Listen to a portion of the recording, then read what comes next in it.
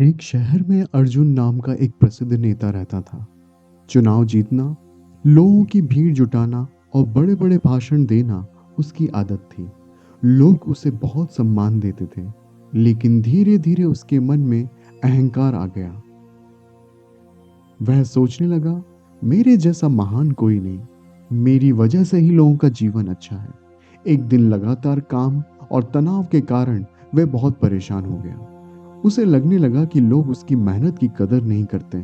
निराश होकर वह एक पुराने मंदिर में चला गया। मंदिर में कोई नहीं था।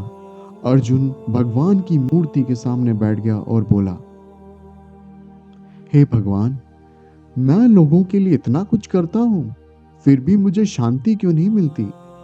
अचानक मंदिर में एक दिव्य प्रकाश फैला। अर्जुन ने देखा कि भगवान उसके सामने प्रकट हो गए।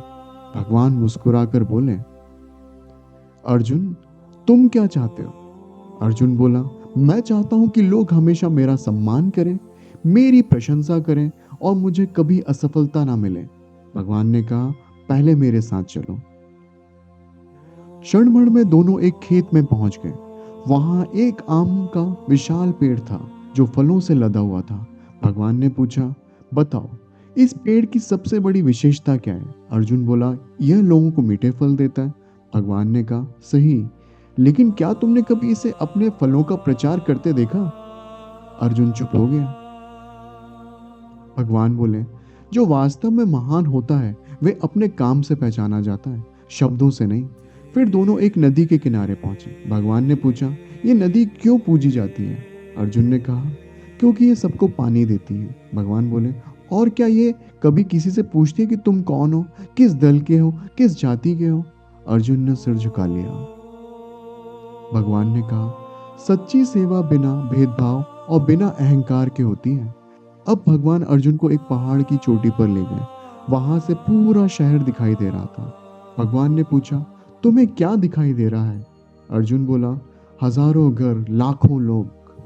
भगवान ने कहा, इनमें से कितने लोग तुम्हारा नाम जानते हैं? अर्जुन बोला, शायद बहुत लोग। भगवान मुस्कुराए। और 100 साल बाद? अर्जुन के पास कोई उत्तर नहीं था।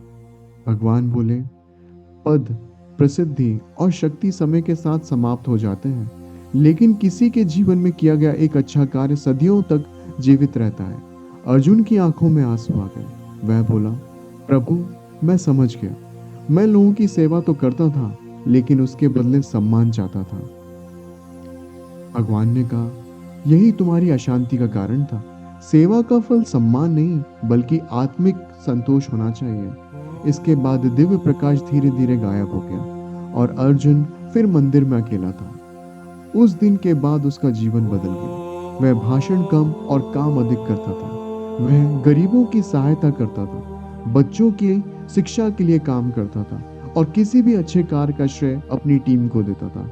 धीरे धीरे लोगों का सम्मान उसके लिए और भी बढ़ गया, लेकिन अब उसे सम्मान की इच्छा नहीं थी, क्योंकि उस भगवान की एक बात हमेशा याद रहती थी, जो व्यक्ति स्वयं को बड़ा साबित करने में लगा रहता है वह कभी महान नहीं बनता। जो दूसरों को आगे बढ़ाने में लगा रहता है वही वास्तव में महान बनता है। नेतृत्व का अर्थ सत्ता नहीं, सेवा है। अहंकार व्यक्ति को कमजोर बनाता है, जबकि विनम्रता उसे महान बनाती है। जो दूसरों के लिए निस्वार्थ भाव से कार्य करता है वही भगवान के सबसे करीब होता है। जय श्री कृष्णा, जय श्री राधे, जय माता दी, जय हिंद।